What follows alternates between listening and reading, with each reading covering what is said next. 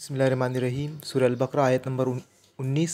औ कसय्यिबिन, या जैसे बारिश हो, मिनस समाई आसमान से, फ़ीहि इसमें, ज़ुलुमातुन अंधेरे हो, वरदुन और गरज, व बरकुन और बिजली, यजअलूना ठोस लेते हैं, असाबिअहुम अपनी उंगलियाँ, फ़ी अज़वानिहिम अपने कानों में, मिनस सवाई की कड़क के सबब, हज़रल मौती मौत के डर से, वल्लाहु और अल्लाह मुहीतुन घेरे हुए है, बिल काफिरीन काफिरों को।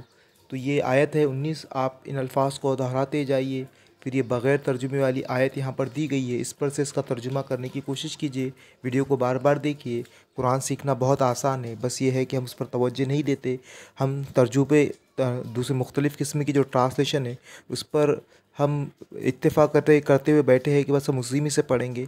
लेकिन जो मज़ा कुरान को समझने का लफ्ज़ी तर्जुमे में है, डायरेक्ट उसको समझने में है, वो मज़ा हमको तर्जुमे से हासिल नहीं हो सकता। तो कुरान का तर्जुमा सीखने के लिए आप यहाँ पर आइए। इसके बाद वाली वीडियो इंशाल्लाह नेक्स्ट वीडियो में देखेंगे।